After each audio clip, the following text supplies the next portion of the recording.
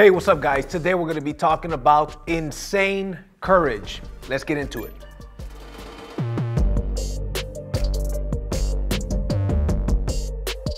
All right, so to get this podcast started, to get this episode started rather, I want to start off with a quote. And today I'm going to get into my story.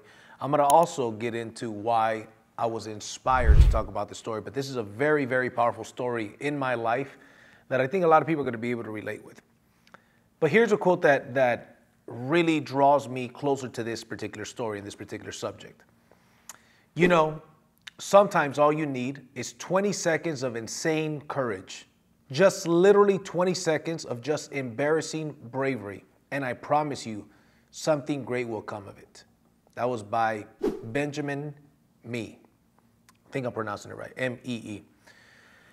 That is such a powerful quote, because when I read that quote, I said, that's true. I could look back at situations where it was just a very, very short amount of time that I said, I'm going to just have crazy courage. I'm going to go for it, right? Whether it's from, gentlemen, let's say, for example, asking that girl out or standing up to that bully or whatever the case may be. One of the things I do now is I teach my sons, especially Maximus, who's 8. Alexander's a year and a half. So don't really teach Alexander that much right now, not yet at least. But I do teach Maximus about bravery, and I also teach him about the importance of being able to stand up for yourself. That's why he trains martial arts. And that's why I think every human being should know some sort of martial arts to be able to take care of themselves in a situation where sometimes trouble just finds you. But anyways, growing up, I had an abusive stepfather, actually an abusive father to my mom, who I don't know much and I haven't seen since I was like 4 or 3. But I also had an abusive stepfather. In a lot of ways, he was a good role model. He was a hard worker. He was a provider. He didn't have any vices. He didn't drink or smoke or do drugs like my real father. But so this is part of these episodes. I'm going to give you guys some glimpses of my story, right? And this is going to be episode number 1 of that particular glimpse of my story and some of the lessons I'm going to share with you here. So I remember growing up with this abusive father, and this abusive stepfather, and what made me want to shoot this particular episode is I was watching an interview with Dana White. Grant Cardone was interviewing Dana White. And Dana White, and we're going to put a clip here so you guys can see here in a couple of minutes, but Dana White was talking about how he was raised with a single mom. And, his dad, wasn't really in the picture, and he was raised with a single mom, and they had a neighbor that would literally terrorize and bully them. And he says that he remembers one day that this guy, because of some noise the dog was making in the backyard or something along those lines, he put his car in front of their house, started honking, and that Dana White, he was around 12 years old at the time, and he's like hiding behind a couch or something because he was so terrified of this guy, and eventually he stood up to him. So we're going to go ahead and watch that episode, and then I'm going to get into my story, right? So let's watch that episode. I'm a savage. Yeah, I know. And I was raised by a single mother. Is there something to that? There was no dad. Yeah. Yeah. Scared. Yeah. We had scared money. We had enough money to have a bicycle, and the bills were paid, but never enough to not be scared every day. I wouldn't change one thing in my upbringing. It absolutely made me who I am today. There's no doubt about it. When you said scared, I remember times when I was younger, my dad was never around, and my mom worked all the time, and there'd be shit that would happen at the house, like the neighbor. We had this neighbor who lived behind us, this punk, who knew it was a single mom with 2 kids, and this guy used to like fuck with us all the time. And I'll never forget this as long as I live. One time, my mom had let the dog out in the backyard and he was barking. This guy came up and pulled up in our driveway and was laying on his horn, right? And we had like these diamond-shaped glass on our door. And I remember those. I was like, what's going on? I went to look out and his face was right in the thing screaming, shut your dog up. And he's going crazy, right? And I just remember being so scared, right? I was like 12 years old or something.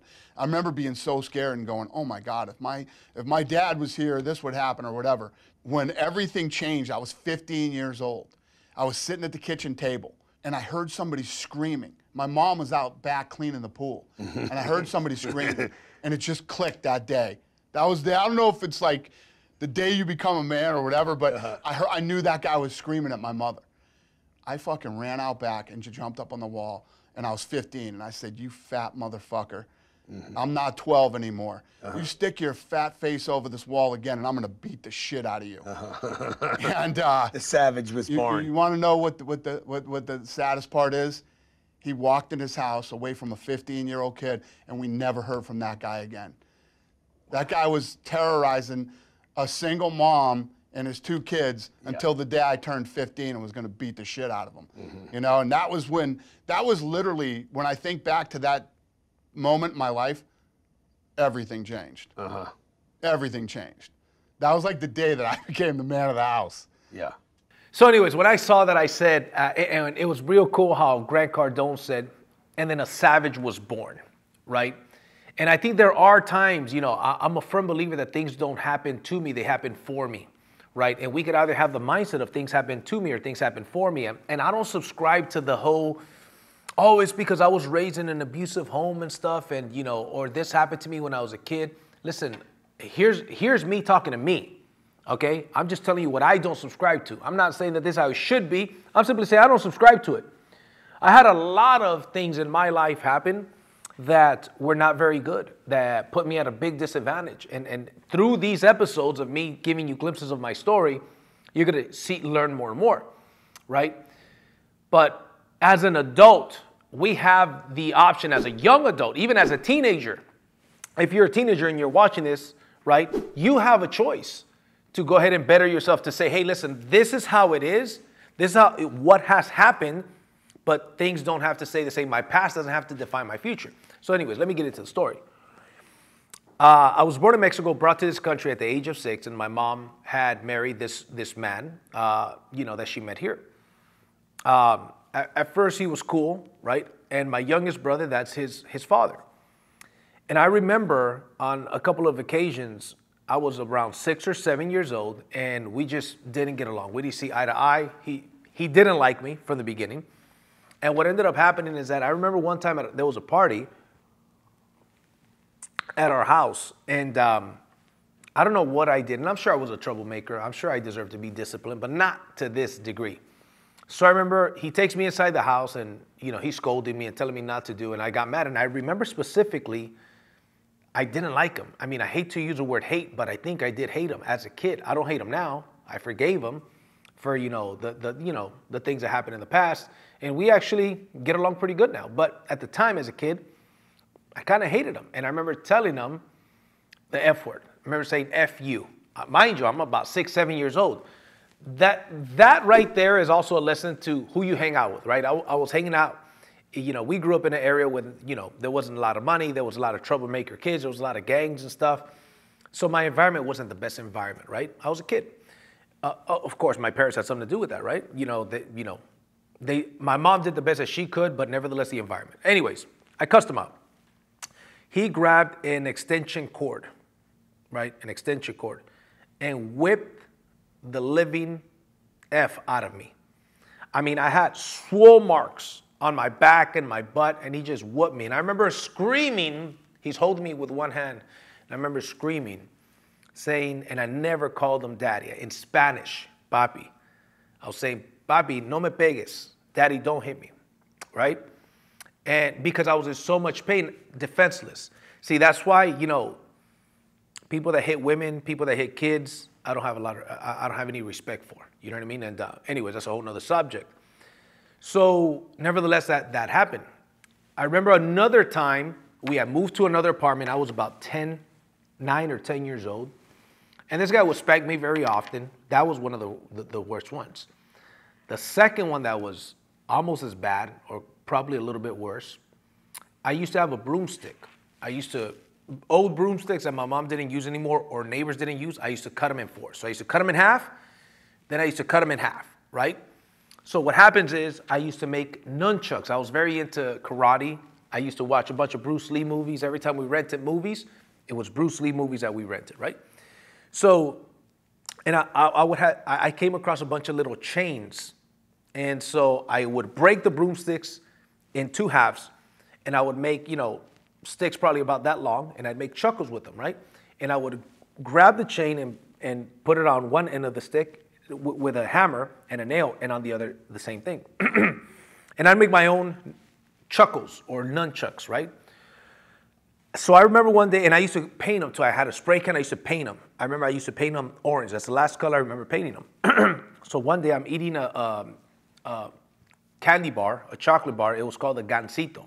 For those of you that may know, it's a, Mexican, little bread with chocolate over it, and it had some filling inside. So I'm eating it, and I remember thinking and feeling around 4:30 p.m., 5 o'clock, my stomach would start hurting a little bit because my stepdad was coming home. The environment changed. So sure enough, he comes home, and I have this broomstick, and I'm cutting it, right? I'm sawing it. So he tells me to go get, I was right in front of the house, right? And there's a couple steps. And so I had dropped some of the chocolate. Some of the chocolate peeled off and fell there, right? So he says to me, Juan, my name is Juan Carlos. You guys know me by JC? Back then, everybody called me just Juan by my first name. He says, Juan, go pick up that chocolate in Spanish. Go pick up that chocolate you just dropped. I said, okay. I'm kind of like, So I get up and I accidentally step on the chocolate. And back then, if you remember, everybody had rugs. Nowadays, hardly anybody has rugs. Back then, everybody had rugs. So I stepped on the chocolate, and I step inside the rug and dirty the rug. And I had half, so imagine a broomstick, I had cut it in half. I hadn't cut it in the other half yet. I only cut it in half. So I have it on my right hand. As I step inside and I dirty it with chocolate, he takes the broomstick away from me. Remember, it's not just a regular broomstick, it's already cut in half, which means it's harder to break. The smaller the piece of wood is, the harder to break it is. So he takes it away from me, and he hits me across my back. Boom, where the broomstick breaks. This is half of the broomstick, it breaks. And now I'm in the ground, and I'm moving like a snake almost, right? Like of so much pain. And you ever see kids cry so hard that their voice is gone? You hear them cry, but they know nothing comes out, right? I was crying like that. And I'm just going like crazy, right? And eventually, I calm down. I have this big old welt on my back. I mean, it's long and it's popped up. It's bad. And I remember thinking to myself, I got to tell somebody in school. I got to tell somebody in school because this guy's got to go to jail. This is in the 90s. So interestingly enough, about probably 4 or 5 days later, a detective was at the school, and he was, giving a class, I don't know what. And I think he had a K-9 and whatnot. And I remember specifically going, and I got to talk to him, and I told him what happened. I even showed the welt. Thought something was going to happen. Nothing ended up happening. Whatever. I was 9 or 10. We moved to another apartment in the same city, but now I'm closer to a karate school. My mom surprised me one day, takes me to the karate school, and I fell in love. I had been wanting to do karate all my life. I got lucky because I met my karate teacher, Jose Pacheco. Shout out to Jesse Pacheco. Also, his name is Jose Pacheco, goes by Jesse Pacheco as well. And he took on a role of a father figure to me, right? Martial arts helped me tremendously because instead of being in the street, we grew up on a street, Pine Street, in the city of Southgate, California, Pine Street and Long Beach, basically. And we grew up, and there was a lot of gangsters. Florencia 13, the Tortilla Flats, a bunch of gangs. And they would literally hang out 3 houses away from me, like 10, 15, 20 of them sometimes, on the street. So I'd always be walking my bag and I'd go to the gym. So I started getting good. I started going to tournaments right away. Like 2 months into it, I completed my first tournament. It was an in-house tournament in the karate school, and I won first place. I remember one time I'm training with my brother, and there's some kids outside, some little gangster kids making noises. Wah. And it wasn't a regular karate school. We knew how to fight. We knew how to fight. Because there's a lot of karate schools, they're called McDojos, we call them, right? where their kids don't really know how to fight. So we did. So these guys are making that noise. The karate teacher says, hey, you guys want to come in here and spar with one of these guys? You guys want to come in here and put the gloves on one of these guys? And these guys are like, yeah, man, we know street fighting. Street fighting is better than karate. I said, all right, well, come on in. So he invited these kids in. At the time, I was about 12. My brother Louis was 11, and this kid was about 14. So the karate teacher says, spar with the little guy. And the guy is like, really? Okay. So he spars with my brother, and they have a good fight, but the kid ended up beating my brother. My brother ended up crying a little bit. And I tell the guy, hey, man, I'll go with you. He goes, all right, come on, let's go. So I tell my brother next to me, watch. And I was a little intimidated with, by that guy. I was a little intimidated by him till I saw him fight my brother and beat my brother. Now I was not intimidated. I said, there's no way I'm going to kick this guy's ass. 100% I'm going to kick this guy's ass. No way I'm not going to beat him. There's no way. So I grabbed my brother and I shared gloves and shoes. You wear shoes, like padding shoes in karate. So I put the set that we have, the one set that we share, gloves and shoes, and that kid only has gloves on. So we go, and I don't even throw one single punch. I just throw a roundhouse kick. So you ever see that Jean-Claude Van Damme roundhouse kick? Boom, I just throw a roundhouse kick. Bam, bust his lip open. The kid's bleeding everywhere. One kick. Literally, it was 2 seconds. Soon as I put the gloves on and shoes on and I stood up, 10 seconds later, the fight was over.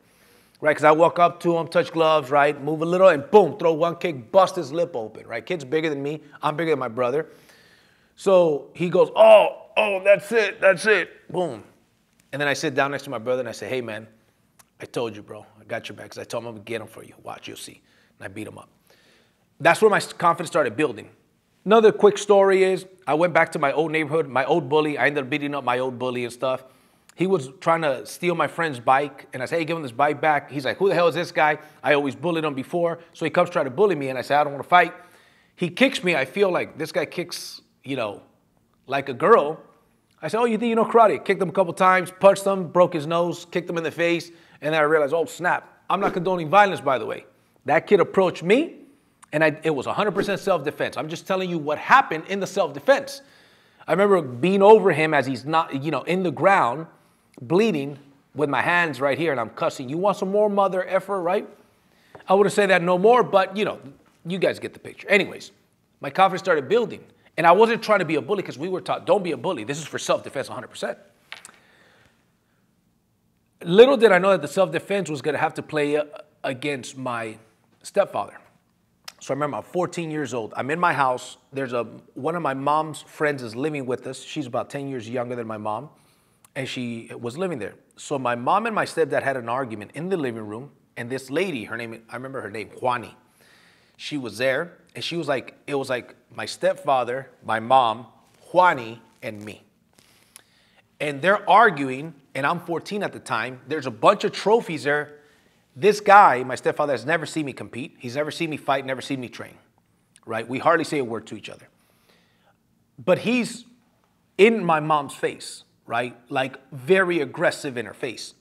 And my mom is a strong woman. And I remember her telling him, yeah, go ahead and try something. See if my son doesn't defend me. Right? And I remember thinking, oh, shit. I'm 14. This is a grown-ass man. He's about 36 years old at the time. In his prime. I'm 39 now. Right? And I'm freaking strong. So this dude was, and he always worked like hard construction jobs. He was a strong man. And he goes, he doesn't even acknowledge me. He's looking at her, and I'm right here to his right. He goes, poor him if he tries. Let him try something. Like he mocks me, and I'm right here. And I was scared. My heart was pumping. I wanted to push the guy. I wanted to challenge him to a fight. Eventually, it calmed down. Nothing happened. But he basically put me to the test. I was 14. And the lady, Juani, was trying to stop them, from their argument. Fast forward 2 years more. I'm 16 years old now. 16 years old, and I'm fed up with him, but I tolerate him. I'm watching TV with his son, my youngest brother. We're watching The Terminator. I remember specifically we have blinds. So we close the blinds because we're watching a movie. We like it dark, and we're watching a movie. 5:30 shows up, and he shows up. He never liked even though we're watching a movie, he didn't like all the blinds closed. He liked it nice and bright, right? And I remember thinking to myself, that's it. I'm not gonna let this dude bully me and mistreat my mom. He's gotta go. So the next time I have an opportunity to stand up to him, I'm gonna stand up to him. And even if we get in a fight, which I really thought would happen, even if that happens and even if he beats me, doesn't matter. But it's time for me to stand up to my bully. That was my biggest bully. Sure enough, he comes in and says, hey, listen, why are all the doors closed? Why are all the windows closed? And he opens up the blinds and opens the doors. And I said, it's because we're watching a movie, man. And we're going to keep the blinds and the doors closed. We're watching a movie and we're going to keep them closed. He says, you better not. I know he's sizing me up. And he sees the first place trophy stacking up. I've got 4-foot trophies, 5-foot trophies, 6-foot trophies. National champion, not a world champion yet at the time. But he never seen me trade, never seen me fight. But he sees evidence. And not only that, I'm bigger now. I'm not as big as him, but I'm bigger. And for 2 years, I had that chip on my shoulder that I didn't stand up when I was 14. I said, man, I should have stood up. Even if he beat my ass, that would have been temporary. That would have been temporary. But I would have got that respect that I don't have right now. So he opens it. I said, I'm going to just close it. He opens the blinds, closes the door, opens the door. He goes, you better not. So I'm doing it. I'm here with his son. His son is next to me. His son is kind of like at the time was the size of my son today, right? Because my little brother is 7 years younger than me. I'm 16 at the time, so he was 9. My son Maximus is 8 right now. I just realized that right now. So he goes in the kitchen, and I get up, I close the door, close the blind, sit down. He comes back, and he's got his tray that he takes his lunch at work. And he goes, why did you close the door? Angry. And I don't even look at him the way he didn't look at me when he was face-to-face with my mom. I said I'm going to keep all the blinds closed because we are watching a movie. His son and I are enjoying a movie. It's not just me. It's his son and I. And I had it. He goes, opens everything up again, and says, you better not close it again. And he's angry. I said, I'm closing it. And he just stops and looks at me and goes to the kitchen. I get up, I go, close the door, close the blind, sit down. Got my hand over Art's shoulder. This guy comes back, still has his tray in his hand. He looks at everything, and then I look at him, because I'm thinking, this guy's going to punch me or do something right now. I already know it's going down. He grabs his tray and throws it at me, and I duck along with Art, and the tray goes over there, and I get up, and I remember I had a Fossil watch. I remember it, man. It was a Fossil watch, cost like $60, which was a ton of money back then. My mom bought it for me. And he looks at me, and I get up, and he goes to the kitchen. I follow him to the kitchen, and I take off my watch, and he's by the sink, and he looks at me like this, like scared, because he had never seen this face before. And I take off my watch, and I throw it at his legs, boom, and I get in front of him with my fist, because I didn't want to hit him first. I shove him, and I said, let's go, mother. I don't want to cuss. And then I said, no, let's go. And he's looking at me, and I said, you're not the man around here. And I shove him again. I said, let's go, mother. You know what? And I'm saying it in English, by the way. He doesn't speak English, but he knows what it means. He looks at me, and he says these words. He says, estás loco, Juan. But scared, he shook. He says, you're crazy, Juan. So I tell him, you're not the man of this house anymore. You're going to have to bounce. You're going to have to leave. Now, I knew that my mom couldn't afford that apartment by herself. It was a 2-bedroom apartment, 2-bedroom, 1-bath apartment. It's not like, but my mom could not afford that apartment. I said, we're going to figure it out. And sure enough, by that weekend, he was gone. I told him, you're not the man of the house anymore. My mom and I were not going to put up with this anymore. Because I wanted him to be clear. You're not going to treat my mom. You're not going to treat me like that. And what insulted me and what got me the angriest was the fact that not only did he threw that at me, he could have hit his own son. I'm trying to watch a movie with his son. That was a moment in my life where up to that day, I was the bravest I had ever been. And I said, I just got to be brave. Because I'm not going to let this dude keep bullying me, keep bullying my mom. He had gone to jail for hitting my mom, by the way, in the past twice. And so I said, shit, never again. I don't care if I get an ass beaten. That's it. It stops right here. And sometimes, like I said, you need that 20 seconds of incredible bravery. And here's the deal. Afterwards, I went and I sat down next to my little brother, and I cried with him. Because he stayed in the living room, but he hurt. He was on my side. He was on my side. And I apologized to him, because as his father, I said, I don't want to do this, Arturo. I didn't want to do this. But, you know, and he's a kid, and I just didn't really get into it, you know. And sure enough, that weekend, he was gone. He told the manager, hey, I'm no longer living there. She's not, you know, my mom, Rose, is not going to be able to pay that rent. So eventually they kicked us out. And we ended up moving in the back house. There was somebody that had a house. They had a back house that was a studio. And the restroom didn't even have a door. So we put like a sheet over the restroom. And I remember telling my mom, Mom, yeah, we don't live in the same place. We're very uncomfortable. My brother and I are high school kids. And then, you know, so it's 4 of us in this little studio. And I said, we may not have a lot, but we have each other. And I'm going to figure it out. And at the time, I didn't get my Social Security card till like 19. So legally, I couldn't get a job. I remember I used to go on my vacations, like 6 hours, 8 hours, walking the streets, going into every business I could go into, asking people if they needed some help, if they were looking, I was looking for a job, are they looking to hire somebody? Not having much luck with it, right? But I remember thinking, who cares? We're uncomfortable. This is temporary. One day I'm going to become a man. I'm going to figure things out. I'm going to help my mom out a lot more. And one of the things that he used to call me is he used to call me a mantenido. That was a very insulting word. I remember when I was younger, he used to always say, if you don't like it, the door is very wide, so you could walk through that door if you don't like it. And he used to say, you're a good-for-nothing mantenido. Mantenido means somebody that is supported by somebody else, right? Like a freeloader almost, right? And he would tell me I never amount to anything. Years later, I had an epiphany. He walks into this is what, you know, in my 30s. I'm still in my 30s now, but he walks into my office and my 2 younger brothers work for me. And I have a brand new Corvette outside, you know, that I paid cash for, which, by the way, is not the smartest thing. And he walks in and he sees both of my brothers employed by me. We all get along. We love each other. We're good. And he's sitting down in my office and he talks to me for a while. And after we're done talking, he's just sitting there looking at my office, watching me work. He didn't have to say that he was proud of me, but I could tell he was proud of me.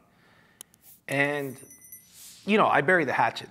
I say this and I get a little bit emotional in saying this story, but I don't have anything against him. Matter of fact, I love him. But that was a pivotal moment in my life that I needed to be. And then I could relate it back to other times that I had to be very brave. And sometimes we don't know how brave we are until being brave is the only choice we got. Sometimes we don't know how strong we are until being strong is the only choice that we've got. So who knows? Everybody has their demons. Everybody has their things that they're dealing with. But I wanted to share this story because I think this story could help some people. You know, I get emails sometimes, comments or whatever. If there's a particular subject or questions even that you guys have, you know, I don't mind answering those or talking or making videos on particular subjects. But I think that the times that we're living in right now, there's not enough bravery. There's got to be a lot more people that have to stand up and be more brave than they are right now. So anyways, just wanted to share this little piece of my life with you guys. Hope you guys enjoyed it. Give me your thoughts in the comment section, and I'll see you guys at the top or from the top. Take care.